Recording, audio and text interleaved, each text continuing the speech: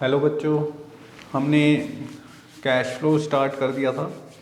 Cash flow में पूरा format, theory, operating activity and investing activity हम पूरी ख़त्म कर चुके थे।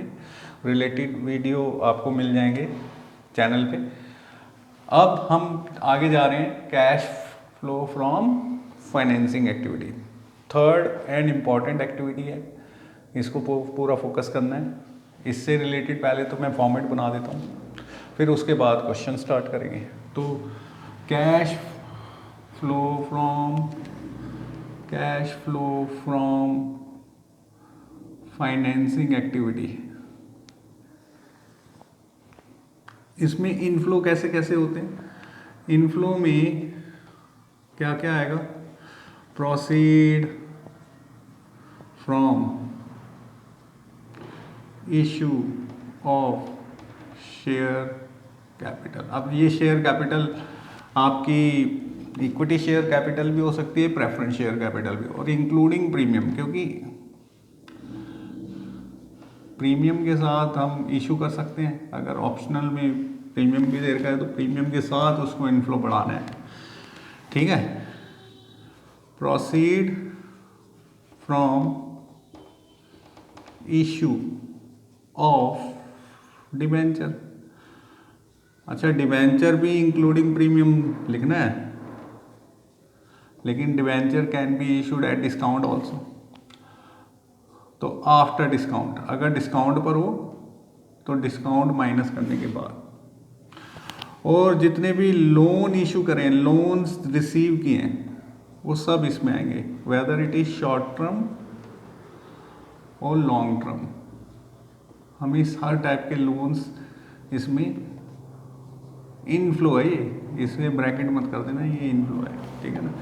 और आउटफ्लो में क्या क्या आएगा इसमें? जैसे ये शेयर इशू करे हैं तो हमने रिडम्पशन की होगी, ठीक है ना। तो redemption of preference share capital होती है।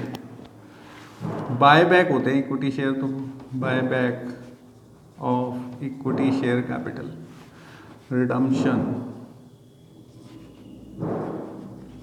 रिडम्पशन ऑफ डिबेंचर, ठीक है ना। अगर हमने विद प्रीमियम पे करा है वो दिखाएंगे, उसको अलग से दिखा देता हूँ। प्रीमियम ऑन रिडम्पशन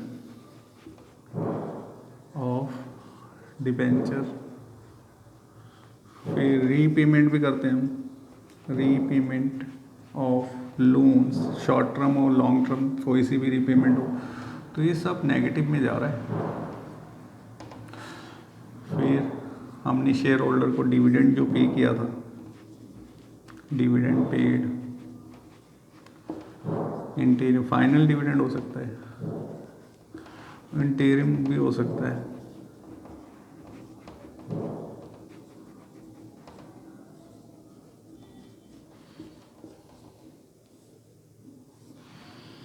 इंटरेस्ट जितना हमने पे करा है, interest paid on long term borrowings, और शॉर्ट टर्म पे भी इंटरेस्ट पे करा है जो हमने,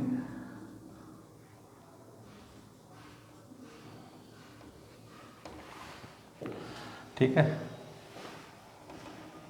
ये सब हमने दिखा देना है फाइनेंसिंग एक्टिविटी में। बैंक ओवरड्राफ्ट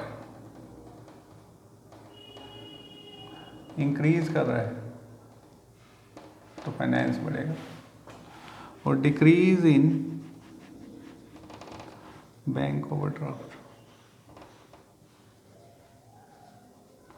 तो कैश कम कर देना। तो ये आपका आ जाएगा कैश फ्रॉम फाइनेंसिंग एक्टिविटी, ठीक है।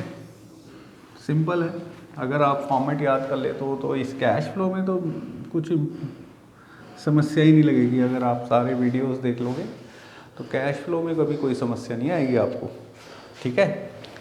तो फॉर्मेट याद करना है। अब इससे रिलेटेड मैं क्वेश्चंस बना रहा हूँ, उनको देखते हैं, ठीक है। Okay, question number 1, cash flow from financing activity से रिलेटेड, ये ध्यान देना। इसमें आपको ओपनिंग क्लोजिंग बैलेंस दे रखे हैं, equity share, debenture, security premium reserve और बैंक ओवरड्राफ्ट, और एडिशनल इन्फॉर्मेशन में इंटरेस्ट ऑन डिवेंचर दे रखा है 20। बिल्कुल सिंपल सा क्वेश्चन है। इस क्वेश्चन से हम करने का तरीका सीखेंगे। हमें बनाना है cash flow from financing activity. सीधा टू द पॉइंट बात करते हैं जल्दी जल्दी। देखो भाई, आपका ओपनिंग बैलेंस 8 लाख था, 15 लाख हो गया क्लोजिंग, तो इस ड्यूरिंग द ईयर हमने शेयर्स इशू करे होंगे, तभी तो कैपिटल बढ़ गई है ना। कैपिटल बैलेंस 8 से 15 कैसे हो गया? आपने शेयर इशू करे होंगे कितने लाख के? 7 लाख के। 7 लाख का शेयर इशू करा होगा तो पैसा आया होगा, है ना।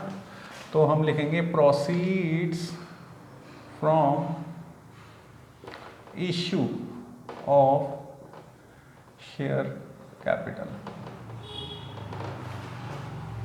इक्विटी शेयर कैपिटल लिख दो, ठीक है। 7 लाख रुपीज़ आपके पॉजिटिव बैलेंस आ रहे हैं, 8 से 15 7 लाख का इशू हो गया। ऐसे ही यहाँ पे ध्यान दो, डिबेंचर आपके 2.5 लाख के थे, एंड ऑफ द ईयर आपके 1 लाख हो गए। 2.5 लाख से 1 लाख, ये तो कम हो गया। इसका मतलब आपने रिडम्पशन कर दी होगी, रीपे कर दिए होंगे ना लोन। लॉन्ग टर्म लोन्स होते हैं ये, तो 2.5 लाख का लोन था, 1 लाख रह गया, तो कैसे? आपने रीपे करा होगा। रीपेमेंट ऑफ डिबेंचर या रिडम्पशन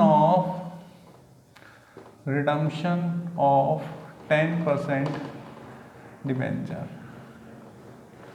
कितने रुपए का? 1.5 लाख। ये 10% क्या है? ये डिबेंचर का नाम होता है 10% डिबेंचर, ये ब्याज का रेट होता है। परसेंटेज कभी भी गिवन हो तो ब्याज लगाना मत भूलना। 10% ओपनिंग बैलेंस का, तो 2.5 लाख का 10% मतलब 25,000। देखो नीचे दे हुए का इंटरेस्ट ऑन डिबेंचर आप पे करते हो तो फाइनेंस कम होता है।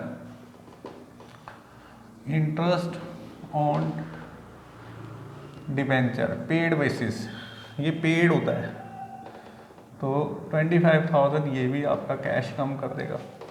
चलो ये दोनों हो गए। इसमें बस फाइनेंसिंग एक्टिविटी में आप डिफरेंसेस पे ही काम करते हैं, अकाउंट्स बनाने की ज़रूरत ही नहीं पड़ती।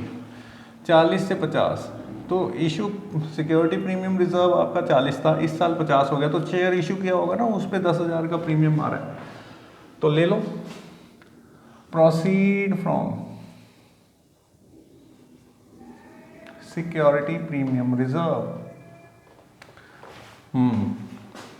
10,000 का सिक्योरिटी प्रीमियम रिजर्व बढ़ रहा है तो कैश बढ़ेगा, घट रहा है तो कैश घटेगा। लायबिलिटी होती है, डायरेक्ट रिलेशन है। बैंक ओवरड्राफ्ट 2.5 लाख का था, आज ओवरड्राफ्ट का बैलेंस 5 लाख हो गया, तो इसका मतलब loans, overdraft short term loan होता है बैंक का, 2.5 लाख से 5 लाख, तो 2.5 लाख रुपए लोन बढ़ा है, तो पैसा आया होगा ना। हमने लोन जब लेते हैं तो पैसा तो आ ही गया ना हमारी कंपनी में, लायबिलिटी बढ़ गई लेकिन पैसा तो आ गया, तो इंक्रीज इन बैंक ओवरड्राफ्ट। बस क्वेश्चन खत्म हो गया। इंटरेस्ट ऑन डिबेंचर हमने पे कर ही दिया, तो भाई आपके 1.75 तो नेगेटिव है, और पॉजिटिव कितना है? 7 लाख, 9 लाख 50, 60, 9 लाख 60, है ना। माइनस कर लेते हैं, 3 और 8 हो गया ये, और 7 lakh 85। Cash from financing activity खत्म। दूसरे क्वेश्चन पे चलते हैं। क्वेश्चन नंबर 2 देखेंगे, बहुत ही अच्छा क्वेश्चन है, डेट का खेल है सारा, ठीक है ना। 2 डेट आपको गिवन है, 31 मार्च 21 और 31 मार्च 22, ठीक है। इक्विटी शेयर कैपिटल आपकी 10 लाख से 15 लाख, आपने पिछले साल के एंड में 10 लाख थे, इस साल के एंड में 15 लाख हो गया, तो शेयर कैपिटल आपका बढ़ रहा है। कैसे बढ़ गया? इशू किया होगा आपने, फाइनेंसिंग एक्टिविटी में बढ़ जाएगा 5 लाख रुपए, क्योंकि इनफ्लो आ रहा है ना, शेयर इशू से पैसा आता है तो आपका बढ़ेगा।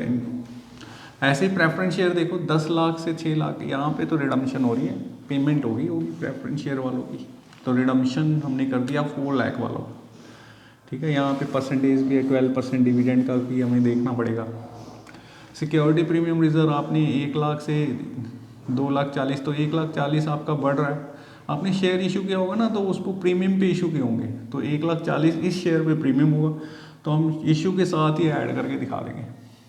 और यहाँ पर भी शेयर इशू, डिवेंचर इशू हो रहे हैं 6 लाख से 8 लाख। अब यहाँ पे जब भी मैंने बताया कि 12% डिवेंचर है, तो ये डिविडेंड का रेट होता है और नाम होता है डिवेंचर का, ये रेट ऑफ डिविडेंड इंटरेस्ट है। डिवेंचर के केस में इंटरेस्ट और शेयर कैपिटल के केस में डिविडेंड, ठीक है ना। ये डिविडेंड का रेट है यहाँ पर, और ये इंटरेस्ट का रेट है। हमें इंटरेस्ट देना है और यहाँ डिविडेंड देना है, ठीक है। एडिशनल इन्फॉर्मेशन बोल रहा है कि इंटीरियम dividend paid on equity share is 15%। देखो इक्विटी शेयर वालों को आपने 15% दिया है, तो हमारे दिमाग में क्वेश्चन आना चाहिए कि यार 15% किसका। पहले तो बोला इक्विटी शेयर। अब इक्विटी पे भी 2 बैलेंसेस दे रखे हैं, ओपनिंग पे दे या क्लोजिंग पे दे, इसकी इंफॉर्मेशन हमें मिलनी चाहिए। वैसे इसमें लिखा हुआ है कि न्यू शेयर जो इशू है on the last date of the current year, तो हमें ये पता लगाना पड़ेगा कि 10 लाख पे दे या 15 लाख पे, इसका भी एक कॉन्सेप्ट है। दूसरा, अगर इक्विटी की बात कर रहे हैं तो इक्विटी वालों को तो प्रेफरेंस के बाद डिविडेंड मिलता है, तो प्रेफरेंस शेयर होल्डर को पहले डिविडेंड दिया जाता है, they have preferential right over the equity share. तो इक्विटी को दिया जा रहा है तो प्रेफरेंस को तो दिया ही होगा, और प्रेफरेंस को 12% दिया होगा। अब फिर क्वेश्चन यहाँ पर है कि भाई किस पर दे, 10 लाख पे दे या 6 लाख पे दे, ठीक है ना। डिवेंचर इशू हो रहे हैं on the last day of current year, debenture जो इशू हो रहे हैं वो लास्ट डे पे हो रहे हैं, तो ये 12% 8 लाख पे देना है, 6 लाख पे देना है। तो यहाँ पर यस, इसी कॉन्सेप्ट को ध्यान से सीखना है आपको, ठीक है। इस क्वेश्चन में काफ़ी कुछ है, आसान सा क्वेश्चन, लेकिन कॉन्सेप्ट आपको काफ़ी सिखा के जाएगा, ये ध्यान देना। Cash flow from financing activity कर रहे हैं।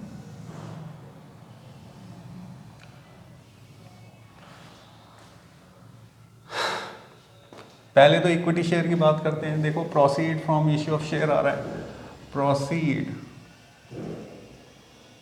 From issue of share capital, equity share capital. अब जैसे कि आपने 10 लाख से, तो 10 लाख से 15 तो 5 लाख का तो ये है ना, plus security premium reserve 1 lakh से 2,40,000 तो 1,40,000 का तो ये आ गया, तो ये टोटल प्रोसीड हो गया 6,40,000 का, इंक्लूडिंग प्रीमियम हम शो कर देते हैं, ठीक है। सीधा सीधा चलते हैं, पहले 10 लाख से 6 लाख, ये हो गया रिडम्पशन। तो redemption of preference share capital, preference share capital की रिडम्पशन हो रही है 4 लाख की। चलो भाई ये नेगेटिव में चला गया, सिक्योरिटी प्रीमियम हम कर ही चुके हैं, और यहाँ पर इशू हो रहा है 2 लाख रुपए का। Proceed from issue of debenture, हाँ जी, कितना 2 लाख। सीधा सीधा सिंपल सा, हमने बढ़ रहा है तो बढ़ा दिया, घट रहा है तो घटा दिया। अब आ जाओ डिविडेंड की लड़ाई करते हैं, ठीक है ना। 15% किसका। अब यहाँ क्वेश्चन लिखा है कि जो नए शेयर इशू किए हैं वो last day of current year किया है। देखो आपका ध्यान देना, आपका 21 का बैलेंस, आपका 22 का बैलेंस। 21 का बैलेंस 10 लाख था, इक्विटी की बात कर रहा हूँ मैं, 15 लाख यहाँ पर हो गया, और ये जो 5 लाख इशू हुआ है, ये जो इशू हुआ है वो यहाँ पर इशू हुआ है last day of current year, तो 5 लाख यहाँ पर इशू हुआ है। तो पूरा साल अमाउंट कितना यूटिलाइज हुआ, ये जो 10 लाख है ना, ये यहाँ से लेके यहाँ तक 10 लाख ही हमारे पास था, जो पूरे साल रहा, तो पूरे साल तो 10 लाख रुपए रहे। एंड ऑफ द ईयर हमने 5 लाख और इशू कर दिए, तो वो 15 हो गया। 10 था, यहाँ से लेके यहाँ तक 10,000 शेयर कैपिटल थी, तो पूरे साल जो शेयर कैपिटल रही उसी पे डिविडेंड दिया जाता है। तो 10 लाख का 15% दिया जाएगा, ठीक है। तो इक्विटी शेयर वालों का तो 10 लाख का 15% देना है, तो दैट इज 1.5 लाख। ओके, ये तो होगी इक्विटी की बात। लेकिन जब इक्विटी की बात आई है तो प्रेफरेंस को भी दिया ही होगा। तो प्रेफरेंस में भी हम ओपनिंग पे ही दिया जाएगा, और ये अजम्पशन दी जाएगी कि जो रिडम्पशन हो रही है वो एंड ऑफ द ईयर दे रही है ना, एंड ऑफ द ईयर। ये लिखा भी है कि भाई रिडम्पशन हमने 31 मार्च 22 को की है, तो मतलब देखो यहाँ पर ये 10 लाख थे, और ऐसे पूरे साल रहा, और 10 लाख में से 4 लाख की रिडम्पशन कर दी हमने एंड ऑफ द ईयर, तो बाकी 6 लाख ऐसे रह गया होगा, है ना। तो हमने एंड में किया, तो 10 लाख पर ही हमें क्या देना पड़ेगा, 12% डिविडेंड, तो 1/20 ये हो गया। तो मैं पूरा वो करके दिखाता हूँ कि रिडम्पशन प्रीमियम पे करना है, इस 5% की भी एंट्री करनी है अभी, तो ये भी कर ही देता हूँ मैं। Premium on redemption of preference share capital. देखो रिडम्पशन कितनी की थी हमने, 4 लाख, और 4 लाख पे 5% प्रीमियम, तो 20,000 रुपये, तो ये भी नेगेटिव हो जाएगा।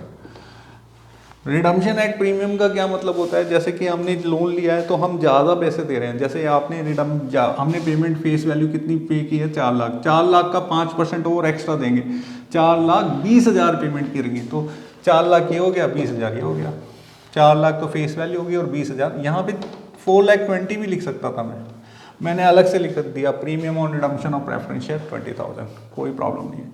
अच्छा, डिविडेंड की बात कर रहे थे मैंने, डिविडेंड आपको इक्विटी शेयर पे तो 1.5 लाख निकला है, और प्रेफरेंस पे निकला है 1,20,000, वो हमने बताया, दोबारा देखो, रिडम्पशन हुई है प्रेफरेंस की एंड ऑफ द ईयर, तो 10 लाख शुरू से एंड तक रहा, तो 10 लाख पर आपने डिविडेंड देना है। Dividend on preference share capital वो है 1,20,000, और dividend on equity share capital वो है 1.5 लाख। बहुत बढ़िया, ये काम हो गया, हमने ये दोनों काम कर दिए, ठीक है। अब हमें चाहिए डिबेंचर इंटरेस्ट।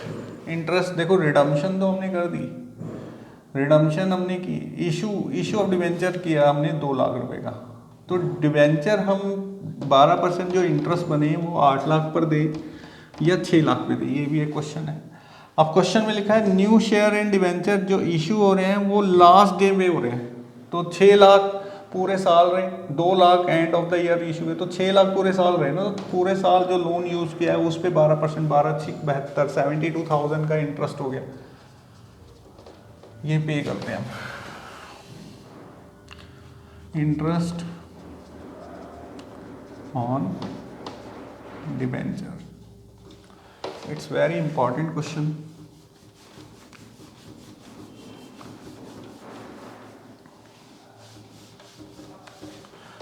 ठीक है, तो अब ये क्लोज करेंगे हम।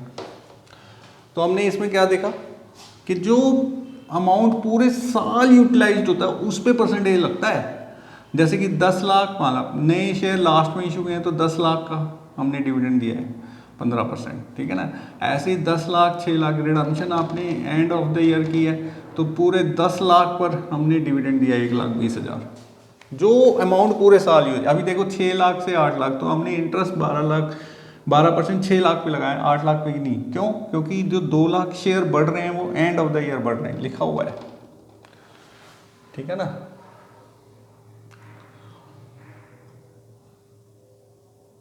Last day of current year, यहाँ पर ये लिखा हुआ है करंट ईयर पे। तो अब ये हमारा सोल्यूशन हो गया है। अब इसका जो कैश आउटफ्लो आएगा या इनफ्लो आएगा वो देखते हैं।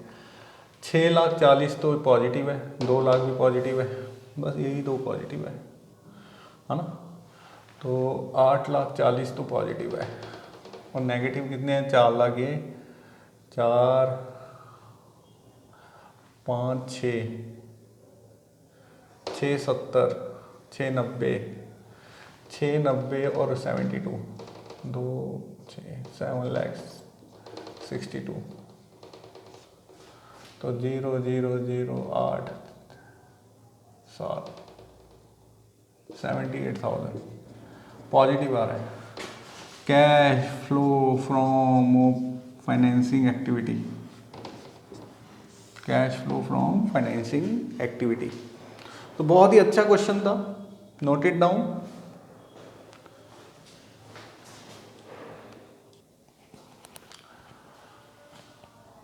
क्वेश्चन, नेक्स्ट क्वेश्चन पे चलते हैं। यहाँ पे देखा है इक्विटी शेयर कैपिटल 25 से 30, प्रेफरेंस शेयर 15 से नील, मतलब रिडम्पशन हो गई। यहाँ पर शेयर इशू हो गए, यहाँ रिडम्पशन हो रही है और यहाँ इशू ऑफ डिवेंचर हो रहा है, ठीक है ना। पहले तो ये 3 डायरेक्ट पॉइंट हम कर देंगे। यहाँ पे इशू ऑफ शेयर 5 लाख दिखा देंगे, रिडम्पशन 15 लाख की दिखा देंगे, इशू ऑफ डिवेंचर दिखा देंगे। अब ये परसेंटेज की बात करेंगे, फिर डिविडेंड की बात करेंगे, ठीक है ना। Equity share were issued at A premium of 20%। वो कह रहा है जो 5 लाख इशू हुआ है ना, वो प्रीमियम 20% पे हुआ है। तो 5 लाख का 20% कितना हुआ है, 1 लाख। तो 6 लाख रुपए आए होंगे हमारे पास। तो इशू ऑफ शेयर 6 लाख का दिखाना है हमें। देखने में तो दिख रहा है 5 लाख, लेकिन 20% प्रीमियम जितना पार्ट इशू हुआ है, 5 लाख इशू हुआ है ना, 5 लाख का 20% निकालना है। 12% प्रेफरेंस ऑफ कैपिटल व रिडीम एट पार। कहता है रिडम्पशन एट पार है, मतलब 15 के 15 ही दिए हैं, रिडम्पशन एट ए प्रीमियम नहीं है। तो 15 लाख के 15 ही पेमेंट हो रही है।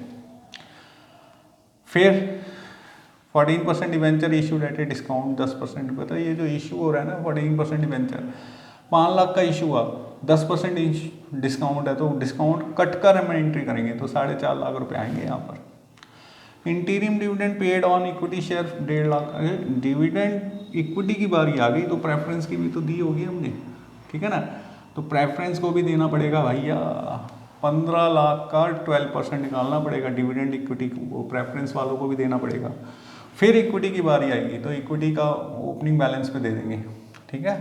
If there is no information, हमेशा, अब जैसे जो इशू हुआ है ये कब इशू हुआ है, मान लो अगर ये इशू होते 5 लाख ओपनिंग पर तो हम 30 लाख पर देते, लेकिन when there is no information about the issuing date तो हम हमेशा ओपनिंग बैलेंस पे देंगे, ये ध्यान रखना है। और ये एजम्पशन ली जाएगी कि जो इशू हो रहा है वो end of the year he issue हो रहे हैं शेयर्स, तो हम 25 लाख पर देंगे।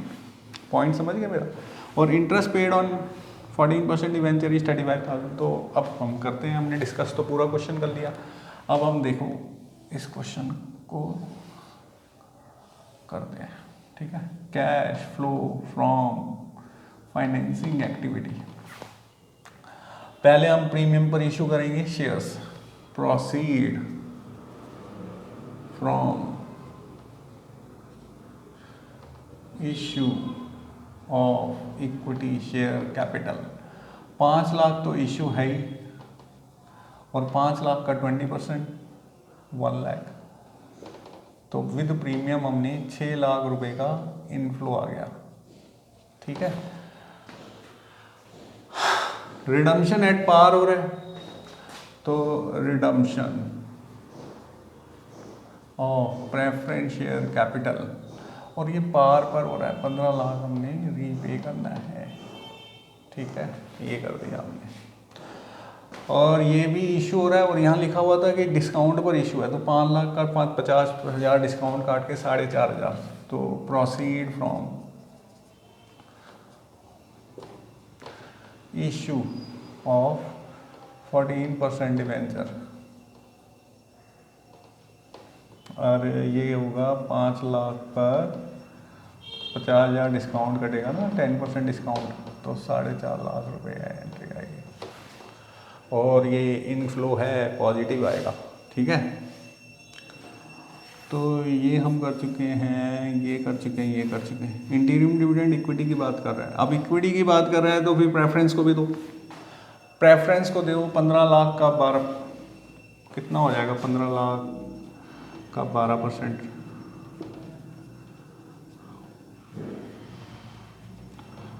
12 पंजे 60, 6 12 और 1,80,000 होगा, है ना। तो dividend on 12% preference share capital, ये तो 1,80,000 हो गया, ये हमने पे किया है, तो माइनस डिविडेंड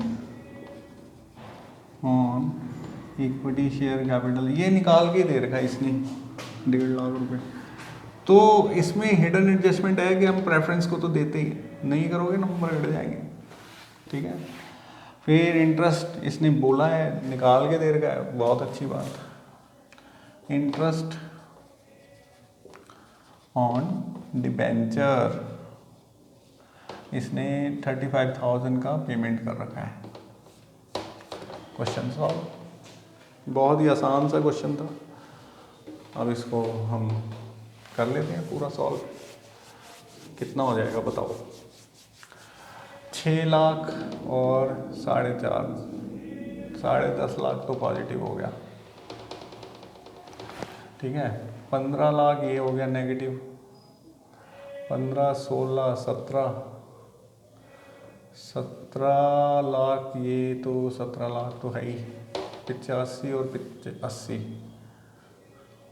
हाँ 85, 17, 85, फिर 80 और डाल दो, 5, 16, 18 लाख 65, 18,65,000 नेगेटिव है भाई। 0, 0, 0, 5, 1, 8, 8,15,000 आ रहा है और नेगेटिव वाला, ठीक है। तो हम लिखेंगे cash flow from financing activity. तो इस तरीके से हम फाइनेंसिंग एक्टिविटी के सारे क्वेश्चंस करेंगे, ठीक है।